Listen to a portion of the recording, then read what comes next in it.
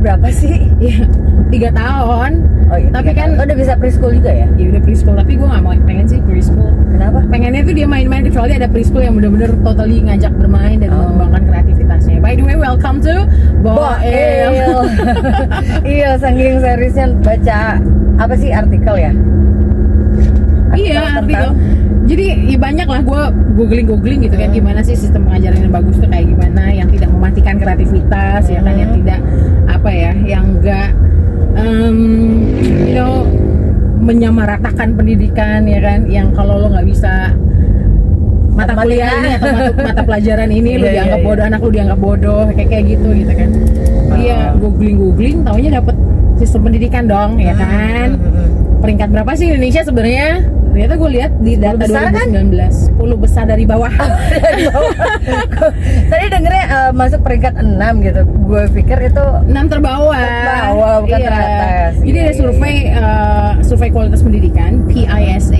PISA ini Program for International Student Assessment, disingkat jadi PISA ya. Jadi PISA kalau di bahasa Indonesianya itu di 2019 diadakan di Paris, nempatin Indonesia di peringkat ke-72 dari 77 negara. Oh, iya kan? Jauh banget ya. Iya kan? Sebabnya ada dasarnya nggak itu di? Ada.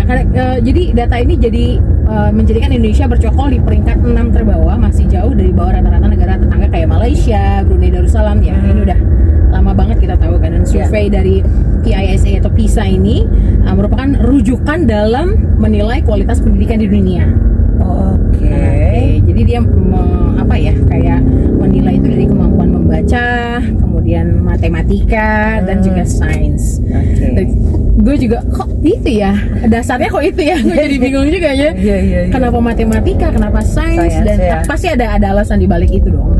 Kenapa sains dan matematika menjadi dasar tonggak survei ya. Dan ini surveinya dipakai juga untuk negara di seluruh dunia gitu kan. Jadi banyaklah yang mempengaruhi nilai ini ya kan. Ada kualitas pengajarnya, jadi kompetensi guru dan sistem yang membelenggu katanya kan. Jadi kata pengamat pendidikan kita Bapak Budi Trikoryanto, setidaknya tuh ada 3 masalah yang masih membelenggu pendidikan Indonesia. Yang pertama, baca Quran dan maknanya. Itu Tobati ya kan, biar lucu ya kan? Pertama itu kualitas pengajarnya. Kenapa kualitas pengajar di Indonesia ini menurut artikel ini ya, kompetisi guru di Indonesia tuh masih berada di tingkat yang sangat rendah. Padahal Mas Budi atau Pak De Budi ini menilai untuk menghasilkan murid-murid yang cerdas pasti diperluin sumber-sumber pengajar yang berkompeten. Jadi Pak Budi ini bilang nomor 1 sebenarnya faktor yang bisa membuat anak pintar atau tidak adalah guru. Jadi memang kompetisi guru sangat rendah kata beliau ya. Bisa dilihat dari hasil uji kompetensi guru, nilainya di bawah 5 rata-rata. Ini artikelnya apa sih? Di mana sih? Di Detik News. Detik News ya. Jadi jangan marah-marah kita ya guru-guru, ini berdasarkan data ya. Artikel ya. Kemudian 2 itu sistem pendidikan yang membelenggu. Membelenggu maksudnya? Di era pendidikan 4.0 ini seharusnya guru tidak lagi menjadi narasumber utama dalam sistem pembelajaran, melainkan sebagai pendamping, penyemangat dan fasilitator. Artinya kalau ada sistem pendidikan 4.0 ingin berhasil ya, maka anak-anak murid harus diedukasi untuk menjadi lebih aktif. Katanya gitu ya. Yang ketiga, lembaga pendidikan perlu pembenahan katanya. Lembaga pendidikan berarti institusinya dong, lembaganya kan. Jadi Pak Budi ini menekankan perlu ningkatin kualitas lembaga pendidikan yang mencetak guru-guru berkualitas di masa depan. Dia nyontohin salah satunya adalah Institut Keguruan dan Ilmu Pendidikan alias IKIP, ya kan? Kampus-kampus IKIP yang modal pengajarnya seperti itu membuat guru menjadi kurang punya ide kreativitas dan kurang explore dengan akademisnya, sehingga setiap tahun ketika ada uji kompetensi guru, mereka hasilnya selalu rendah. Gitu. Ya, kurang lebih gitu. Masih ada sih sisanya. Cuman itu gue bingung nih, ini gue mau cari sekolah dan gue yakin lo juga, karena kita kan Saida lah ya. Ya betul. Nyari tempat sekolah di mana anak kita itu di spot sesuai talentnya. Jadi it's okay kalau anak gue kemudian nanti pandainya itu di bahasa seperti mamanya ya. Mamanya dia lebih suka bahasa dan dia or either say dia sukanya yang lain ya, olahraga misalnya. Seni dan dia not really good at math ya, nggak stupid juga tapi ya not really good, bukan itu talentnya. For me that's totally fine. Gak masalah ya. Iya, fine. Bukan berarti dia males-malesan ya, enggak, dia udah belajar tapi memang dia nggak talentnya di situ ya. For me it's okay. kalau she's into art, she's into sport, she's into languages, into social knowledge kayak ya sejarah ya kan, it's fine, totally masalah fine. ya. Karena itu emang dia. Dan lu kalau lu gimana? Sama sih sebenarnya. Dulu kan gue pernah bahas ini juga ya sama narasumber di radio kan. Yaitu kalau misalnya dia bisa dapetin, oh ini justru ya pada saat misalnya si anak nilai matematikanya jelek, nilai olahraganya bagus, tapi yang dilesin kan yang di matematikanya dipaksa, udah dia nggak minat, dipaksa untuk belajar tidak sesuai keinginan dia gitu kan, tambah tersiksa kan anaknya. Nah yang bagusnya itu malah ketinggalan gara-gara dia harus les yang kurang. Kalau maksud gue kalau kita fokus ke kekurangan si anak, nanti yang kekurangannya nggak kekejar, yang kelebihannya malah ketinggalan. ya, Kan? Jadi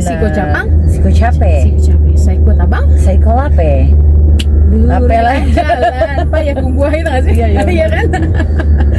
Oke, Jadi dan gue juga nggak ngerti juga ya kenapa PISA itu yang kayak program international assessment bla bla bla itu kok kenapa dia berdasarkan matematika dan sains gitu tadi ya, untuk mengukur kualitas pendidikan di sebuah negara ya. Yet somehow ya gue belakangan lagi in love banget sama apa namanya tema ini. Jadi ada Sir Ken Robinson, speech dia di TED Talks tentang creativity, tentang kreativitas yang terbunuh.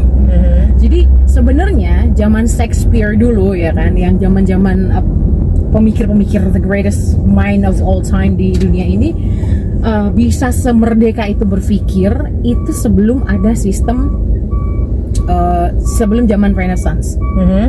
Jadi ternyata setelah ada industrialisasi bla bla bla itu, sistem pendidikan dibikin untuk memenuhi kebutuhan industri. Oke, ngerti nggak lo? Jadi ya kayak gitu, pemikir-pemikir hebat dulu nggak dikungkung sama hierarki semu kalau menurut gue sih ya. Tapi dibilang semu nyata juga, dimana di sistem pendidikan sekolah tuh yet somehow matematika itu lebih penting daripada sport. Iya. Matematika lebih penting daripada arts. Iya. Kayak gitu loh. Iya betul. Kalau misalnya matematika lebih penting daripada belajar agama gitu. Enggak sih lo? Lo inget gak zaman kita sekolah olahraga tuh 2 jam cuman seminggu. Dalam seminggu betul. Kesenian juga, agama gitu juga. Sementara fisika kimia itu tuh lebih banyak 3 banget. 3 jam sekali pertemuan, dan itu dalam seminggu bisa 2 sampai 3 kali ya. Yang kan? skill deh kayak akuntansi juga gitu ya kan? Iya. Kecuali ada penjurusan gitu ya.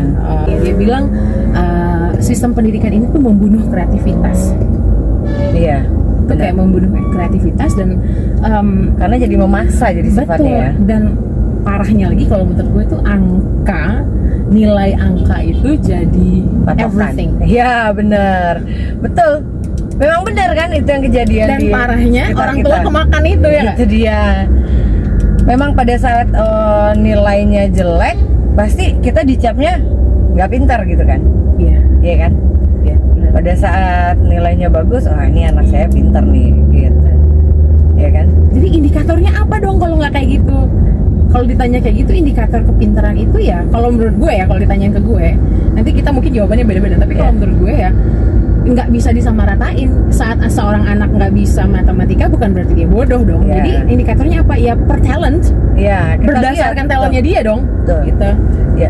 Tapi sebenarnya kalau di gua kan dari dulu ya, memang kayaknya kalau anak IPA jadi pintar gitu kan, kemakan juga. Mama gue juga. Iya, mama gue juga. Iya. Jadi giliran di adik gue sekolah yang fokus ke kesenian, itu dibiarin sama nyokap gue jadi ya. Karena dulu jaraknya beda jauh ya. Jauh, 12 tahun kan. Jadi pada saat, tapi ada penjurusan juga di sana, ada IPA IPS gitu kan.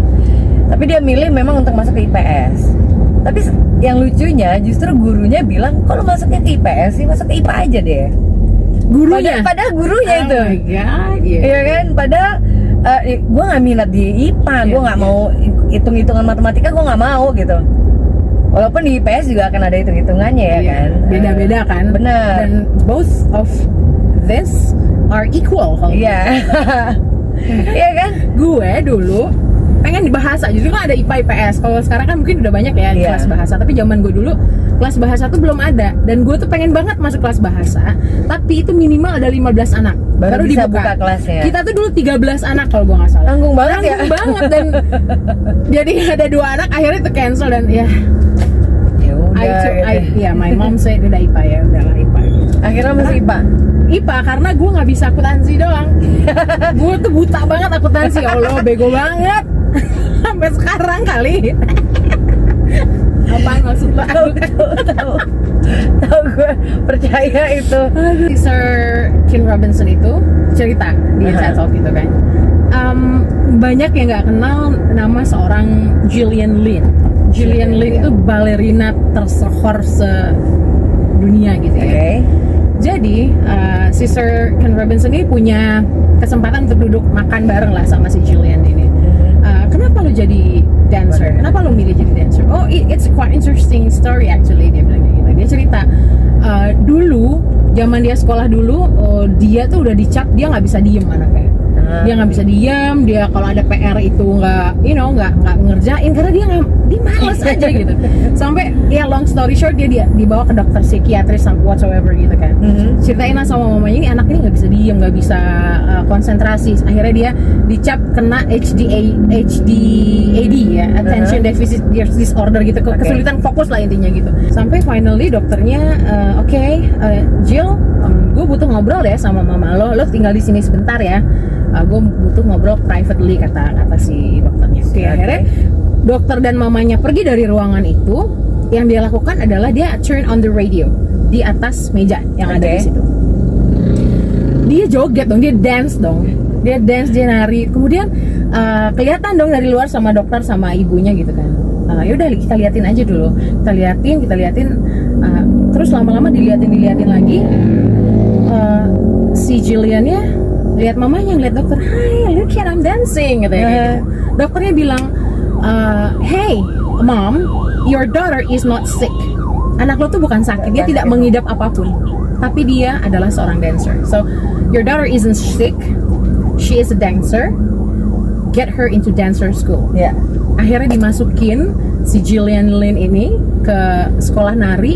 Dia di situ ngomong, "Oh my god, gue tuh ngerasa bahagia banget karena apa? Karena gue bertemu orang-orang yang kayak gue, yang harus bergerak untuk berpikir. I have to move to think. Gue bertemu dengan orang-orang seide sama gue harus bisa, be all of me, Akhirnya dia ketemu sama orang yang produser lah istilahnya, manajer, promotor kayak gitu. Akhirnya dia masuk ke Royal Ballet gitu-gitu.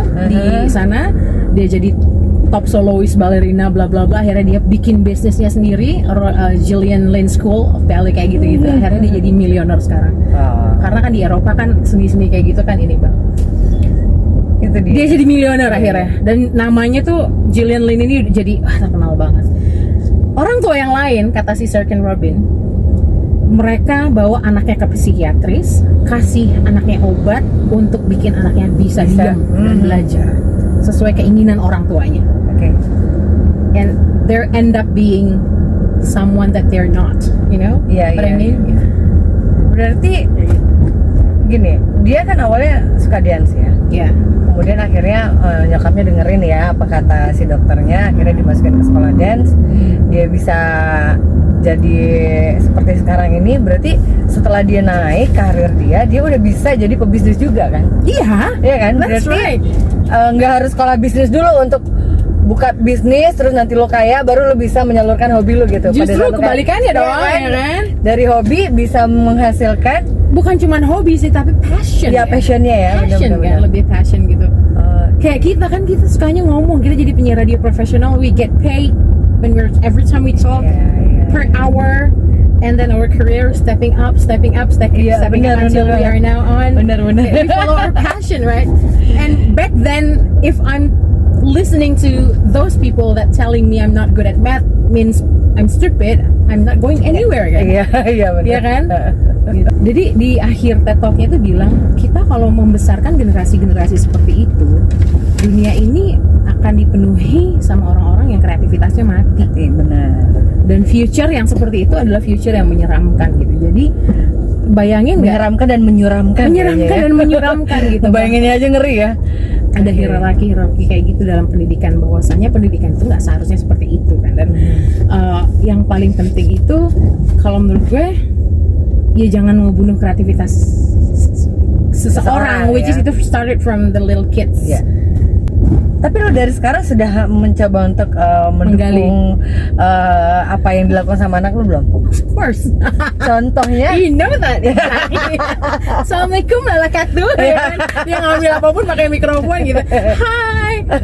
I encourage aja sekarang gitu ya. Jadi yang paling penting itu kalau lo gimana nanti anak lo? Sekarang masih terlalu kecil kali ya. Tapi gue masih mengakomodir apa yang dipengen sama dia sih. Justru gue memang pengen banget tuh kalau anak gue jadi seniman. Kan? Tapi Biru kayaknya ini ya, anak lo suka banget sama something with cars and stuff. Sampai saat ini sih begitu. Iya, tapi dia masih nyampur sih. Dia minatnya masih nyampur, masih suka sama truk-truk yang gede-gede gitu kan. Bukan big truck lagi tapi udah mega truck gitu kan. Molen. Ya semuanya lah pokoknya ya, sampai yang bawa mobil apalah-apalan sama kereta satu lagi ya kan. Kereta api ya. Suka. Jadi ya itu, tapi kalau untuk yang gejedang-gedong masih juga panci apa segala macam itu masih cetak jedung. Makanya gue pengen beli drum gitu kan, ternyata jangan-jangan nanti berubah gitu kan. Beliin gitar-gitaran ya. Kayaknya dia cuman sekarang masih bisa mukul-mukul kan. Iya. Dan yang gue pernah juga ngelihat anak-anak yang juga obses terhadap nilai itu loh. Ada. Ya obses. Jadi angka di raport mereka is everything. Like if I'm not getting in straight A's or perfect score or even they just 7, itu kan 7 kan ya not bad. Nggak jelek ya, benar. They got frustrated, they stressed, and they get sick. Ya itu ada yang kayak begitu, anak-anak. Banyak. Itu dikarenakan orang tuanya kali ya. Multifaktor sih. Atau dia sendiri yang punya target terhadap dirinya sendiri. Anak-anak punya target seperti itu, gue pikir sih peran orang tua ada dong. Ya. Iya. Pasti dong, ya kan.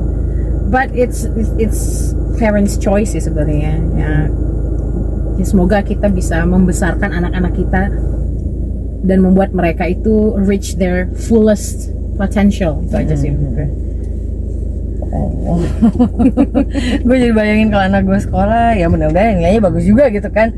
Tapi kalau misalnya memang di beberapa mata pelajaran dia nggak minat ya kan, ya udah sih kita lihat aja gitu. Tapi nggak tahu ya, kita kan hidup di dunia ini kan nggak di rumah kita sendiri tanpa ada tetangga aja. It's funny. Tetangga ya? Bukan maksudnya orang sekitar kan? Iya, maksud gue bukan kita sekolah, anak kita tuh di satu sekolah tanpa temen kan ada. Kan pasti ada temennya kan? Dan orang tua temennya pasti ada juga ya kan? Dan kita pasti ketemu sama orang tua juga kan? Kalau di sekitar lingkungan kita pas terima rapor kan hampir sama ya jadwalnya ya?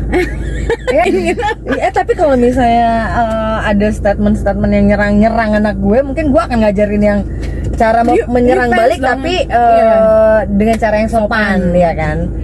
Oke deh, semoga kita menjadi orang tua yang bijaksana.